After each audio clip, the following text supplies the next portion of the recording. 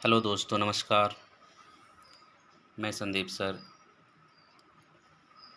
SP sir classes में आपका हार्दिक स्वागत करता हूं। जी हाँ दोस्तों, इधर दो एक दिन हम थोड़ा सा व्यस्तता के कारण कोई वीडियो नहीं पर डाल पाया। आज हम आपके लिए किसी भी एग्ज़ाम की दृष्टि से बहुत ही महत्वपूर्ण प्रश्न जो संविधान से है, आपके सामने लेके उपस्थित हूँ। एक बार वीडियो को ज़रूर देखें तथा अभी तक आपने हमारे चैनल को सब्सक्राइब नहीं किया है तो सब्सक्राइब करें, लाइक करें, शेयर करें तथा ज़्यादा से ज़्यादा दोस्तों मित्रों को बताएं। यह वीडियो सिर्फ बीए और एमए के लिए नहीं है। यह BA, MA, BPSC, UPPSC, TGT, PGT, railway, bank, UP triple SC, PET, NET all one day exam के लिए है। एक बार अवश्य देखें।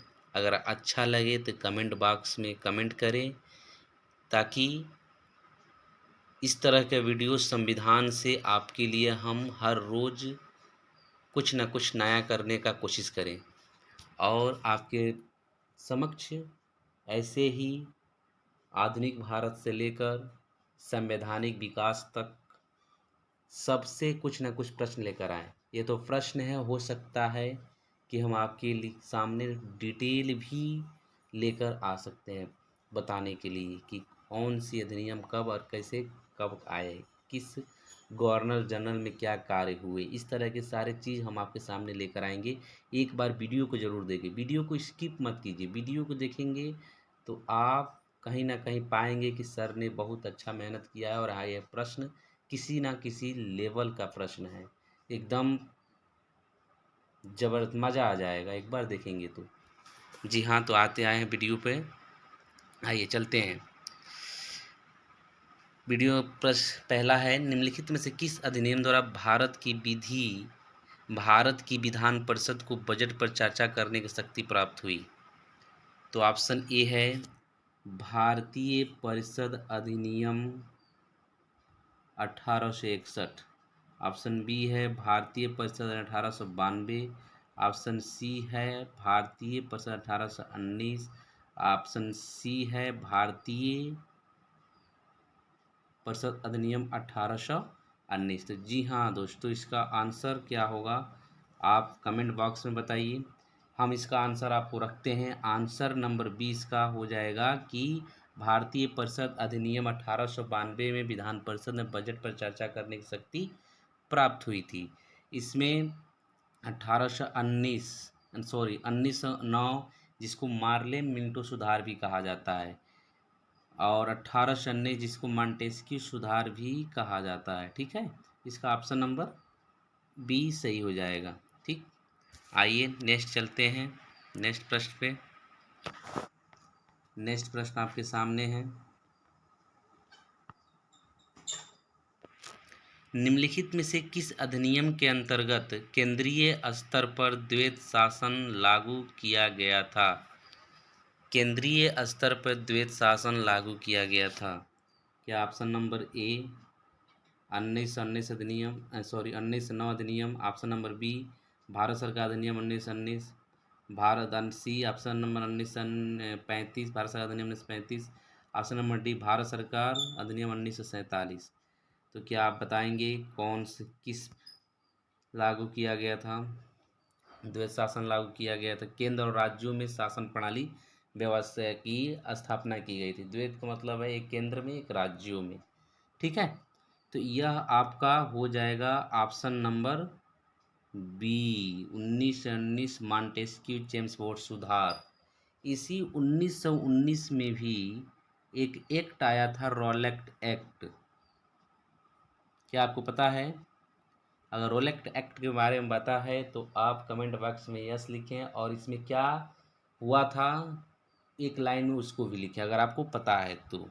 हम देखना चाहते हैं कि आप आपने जो तैयारी अभी तक किया है किसी भी वनडे एग्ज़ाम के लिए, क्या इसके बारे में आप जानते हैं तो कमेंट बॉक्स में एक लाइन ज़रूर लिखें। आइए चलते हैं नेक्स्ट प्रश्न पे।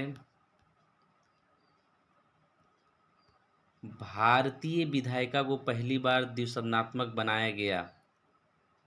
1892 का भारतीय परिषद अधिनियम, बी 1909 का भारतीय परिषद अधिनियम, ऑप्शन सी 1919 का भारत सरकार अधिनियम और ऑप्शन डी 1935 का भारत सरकार अधिनियम। कौन सा होगा? तो इसमें द्विसदनात्मक यानी द्विसदन, एक राज्यसभा और एक लोकसभा की व्यवस्था की गई थी। ठीक है, काउंसिल ऑफ स्टेट और लोकसभा जो जनता के प्रतिनिधि होते थे उनके लिए लोकसभा बोला गया था। इसमें द्विसदनात्मक व्यवस्था की गई थी। ठीक है, तो यह आपका ऑप्शन नंबर सी सही हो जाएगा। 1919 भारत सरकार अधिनियम के अंतर्गत यानी विधायिका में पहली बार द्विसदनात्मक बनाया गया था, यानी लोकसभा और राज्यसभा की बात यहीं से सुनने में आता है। और बाद में जाके अपने हम संविधान में देखते हैं कि द्विसदनात्मक व्यवस्था अपनाई गई, एक लोकसभा और एक राज्यसभा, जो आज आप देखते हैं। ठीक है, संसद तीन चीज़ों से मिलकर बना है। आर्टिकल नंबर 79 में संसद तीन से मिलकर बना है, लोकसभा, राज्यसभा और राष्ट्रपति। ठीक है, आइए चलते हैं नेक्स्ट प्रश्न पे। ज़्यादा लंबा वीडियो नहीं करेंगे हम। ठीक है, आइए, आपको वीडियो कैसा लग रहा है एक बार कमेंट बॉक्स में ज़रूर बताएं। निम्नलिखित में से किस अधिनियम ने संवैधानिक निरंकुशता का सिद्धांत प्रस्तुत किया? यह प्रश्न बहुत ही हाईली लेवल क्वालिफिकेशन को प्रश्न है। यह प्रश्न हर एग्जाम में ट्रेंड करने वाला प्रश्न है, चाहे आप किसी भी एग्जाम में देने जा रहे हो। संवैधानिक निरंकुशता की बात की जा रही है। क्या ऑप्शन नंबर है 1909 भारतीय परिषद अधिनियम, 1919 भारत सरकार नियम, 1935 भारत सरकार नियम और 1947 भारतीय स्वतंत्रता नियम। तो इसमें कौन सा ऑप्शन नंबर सही हो जाएगा? तो ऑप्शन नंबर इसका जाएगा आपका सी। संवैधानिक निरंकुशता क्यों कहा गया 1935 के भारत सरकार अधिनियम को? क्योंकि जितने भी ये बिल पास हुए थे ना, जितने भी बिल पास हुए थे 1935 के अधिनियम के, जानते हैं वह ब्रिटिश संसद में पास हुए थे। कहाँ पास हुए थे? तो ब्रिटिश संसद में पास हुए थे। इसलिए इस अधिनियम को संवैधानिक निरंकुशता का सिद्धांत कहा गया। ठीक है, जितने भी इसमें के रूल बनाए गए थे 1935 के अधिनियम के अंतर्गत, वह ब्रिटिश संसद में से पास कराया गया था, इसलिए इसे संवैधानिक निरंकुशता कहा जाता है। आइए नेक्स्ट प्रश्न पे चलते हैं। अगला प्रश्न, अखिल भारतीय संघ की स्थापना का प्रावधान शामिल किया गया था? ऑप्शन ए भारत सरकार अधिनियम, भारत सरकार अधिनियम 1935, अगस्त प्रस्ताव 1940, भारत सरकार अधिनियम 1919, कैबिनेट मिशन प्रस्ताव 1946। तो भारत सरकार अधिनियम 1935 के अंतर्गत option number A Akhil Bharatiya संघ की स्थापना का प्रावधान किया गया था। प्रश्न बहुत बार ट्रेंड करता है, बहुत बार भी पूछता भी है। ठीक है, आइए चलते हैं नेक्स्ट प्रश्न पे। नेक्स्ट प्रश्न आपके सामने है 6 नंबर, भारत में केंद्र में संघीय प्रणाली द्विशासन की शुरुआत की गई थी। अभी प्रश्न पीछे था, ये भी देख लीजिए, इसका डायरेक्ट प्रश्न उत्तर पाए जाते हैं 1919 अधिनियम के अंतर्गत ही था। ठीक है, आइए चलते हैं नेक्स्ट प्रश्न पे।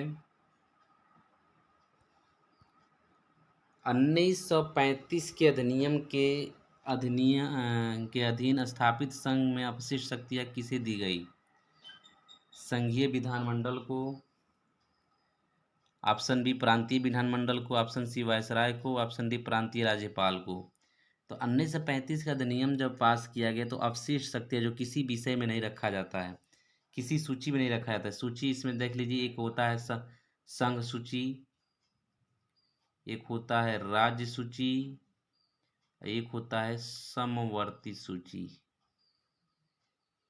संघ सूची पर राज्य सरकार केंद्र सरकार कानून बनाती है, राज्य सूची पर राज्य सरकार और समवर्ती सूची पर राज्य और केंद्र दोनों बनाती है। लेकिन विशेष परिस्थितियों में देखा जाता है कि अगर समवर्ती सूची के किसी विषय में विवाद उत्पन्न होता है तो केंद्र सरकार द्वारा बनाया गया कानून ही मान्य होता है। ठीक है, तो इसमें से जो शक्तियाँ बची रहती है ना, इसमें से जो शक्तियाँ बची रहती है वह उस समय वायसराय को दिया जाता था। किसको दिया जाता था? वायसराय के अंतर्गत समाहित रहता था। आइए चलते हैं नेक्स्ट प्रश्न पे। नेक्स्ट प्रश्न पे आइए चलते हैं हम। निम्नलिखित में से किस अधिनियम ने बर्मा को भारत से अलग कर दिया? किस अधिनियम ने बर्मा को भारत से अलग कर दिया? तो ऑप्शन नंबर ए, क्या भारत परिषद ने 1909, क्या भारत सरकार ने 1919, क्या भारत सरकार ने 1935 और क्या भारतीय स्वतंत्रता अधिनियम 1947। तो यह आपका ऑप्शन सही हो जाएगा। ऑप्शन नंबर सी, 1935 अधिनियम ने भारत से बर्मा को अलग कर दिया। भारत से बर्मा को अलग कर दिया। आइए चलते हैं नेक्स्ट प्रश्न पे। 9 नंबर प्रश्न। भारत सरकार ने 1935 क्यों महत्वपूर्ण है? भारत के संविधान का मुख्य स्रोत है। बी, इनमें भारत की स्वतंत्रता दी गई है। या बस भारत की वैधानिक परिकल्पना करते इसमें देशी राज्यों को समाप्त कर दिया गया? नहीं, तो इसमें हो जाएगा जब आप हमारा संविधान जब बनता है तो अधिकतर चीज़ें भारत सरकार अधिनियम 1935 से 50% चीज़ें, 50% का 70% चीज़ें उससे ले ली जाती है। किससे ले ली जाती है? भारत सरकार अधिनियम 1935 से ले ली जाती है। 70% चीज़ें किससे ले ली जाती है? इसलिए ऑप्शन इसका ये हो जाएगा कि भारतीय संविधान का मुख्य स्रोत 1935 है। ठीक है, आइए चलते हैं नेक्स्ट प्रश्न पे। 10 नंबर। ज़्यादा प्रश्न नहीं है, 15 प्रश्न है, ज़्यादा समय नहीं लेंगे आपका हम। एक निर्वाचित संविधान सभा द्वारा भारत के संविधान निर्माण का प्रस्ताव किसके द्वारा दिया गया था? एक निर्वाचित संविधान सभा द्वारा। यह प्रश्न थोड़ा सा टिपिकल है लेकिन उतना टिपिकल नहीं है जो आप नहीं कर सकते हैं। ठीक है, आइए चलते हैं। इसका आंसर हो जाएगा, डायरेक्ट आते हैं, भारत सरकार ने 1935 के अंतर्गत। ठीक है, नेक्स्ट प्रश्न। निम्नलिखित में से कौन सा व्यक्ति कैबिनेट मिशन का सदस्य नहीं था? कैबिनेट मिशन का सदस्य नहीं था। तो कैबिनेट मिशन का सदस्य आपका, कैबिनेट मिशन का सदस्य आपका पैथिट लॉरेंस थे, स्टेफन क्रिप्स थे, एबी अलेक्जेंडर थे, लेकिन विलियम वुड नहीं थे। ठीक है, यह इसका ऑप्शन नंबर ए सही हो जाएगा। आइए चलते हैं नेक्स्ट प्रश्न पे। नेक्स्ट प्रश्न आपके सामने है। भारतीय संविधान सभा की स्थापना किसके अधीन की गई थी? भारतीय संविधान सभा की स्थापना किसकी गई थी? भारत सरकार ने 1935, क्रिप्स मिशन 1942, कैबिनेट मिशन 1946, भारतीय स्वतंत्रता 1947। तो भारतीय संविधान सभा का स्थापना कैबिनेट मिशन 1946 के अंतर्गत की गई थी। संविधान सभा की स्थापना कैबिनेट मिशन 1946 के अंतर्गत की गई थी। ऑप्शन नंबर सी सही होगा। आइए चलते हैं नेक्स्ट प्रश्न पे। नेक्स्ट प्रश्न आपके सामने। निम्नलिखित अधिनियम द्वारा भारत में संघीय न्यायालय की स्थापना की गई थी? किस अधिनियम द्वारा भारतीय संविधान में संघीय न्यायालय की स्थापना की गई थी? तो यह आपका ऑप्शन कौन सा सही हो जाएगा? तो ऑप्शन नंबर, आते हैं सीधे ऑप्शन पे हम आपके, ऑप्शन नंबर डी इसका सही हो जाएगा। भारत सरकार अधिनियम 1935 के अंतर्गत भारत में के एक संघीय न्यायालय की स्थापना की बात की गई है। वह न्यायालय, ठीक है, चलते हैं नेक्स्ट। निम्नलिखित में से किस वर्ष भारतीय संघीय न्यायालय की स्थापना की गई थी? तो 1935 का अधिनियम था। ठीक है, अभी आप पिछले वाले क्वेश्चन देखे हैं, लेकिन स्थापना भारतीय संघीय न्यायालय की स्थापना 1937 में की जाती है। ठीक है, 1937 में भारतीय संघीय न्यायालय की स्थापना की जाती है। ठीक है, आइए चलते हैं नेक्स्ट प्रश्न पे। और आज का अंतिम प्रश्न। निम्नलिखित में से किस अधिनियम में कलकत्ता में सर्वोच्च न्यायालय की स्थापना का प्रावधान किया गया था? कलकत्ता में सर्वोच्च न्यायालय की स्थापना का प्रावधान किया गया था। ऑप्शन नंबर ए, क्या रेगुलेटिंग एक्ट अधिनियम, ईस्ट इंडिया एक्ट अधिनियम, चार्टर ने 1913 और चार्टर ने 1933। ठीक है, तो रेगुलेटिंग एक्ट आपका 1773 में आया था। ईस्ट इंडिया एक्ट 1784 में आया था। तो 73 के अंतर्गत, 1773 के रेगुलेटिंग एक्ट के अंतर्गत तो कलकत्ता में सर्वोच्च न्यायालय की स्थापना का प्रावधान किया गया था। तो ऑप्शन नंबर ए आपका ए सही हो जाएगा। कौन सा सही हो जाएगा? ऑप्शन नंबर ए सही हो जाएगा। जी हाँ दोस्तों, जी हाँ मित्रों, आपको यह वीडियो कैसा लगा? अगर वीडियो अच्छा लगा तो कमेंट बॉक्स बनाएं। इस तरह के हम आपके सामने बहुत सारे प्रश्न लेकर आएंगे जो आपको परीक्षा की दृष्टि से आप अपने तैयारी को मजबूत कर सकते हैं। जय हिंद, जय भारत, धन्यवाद।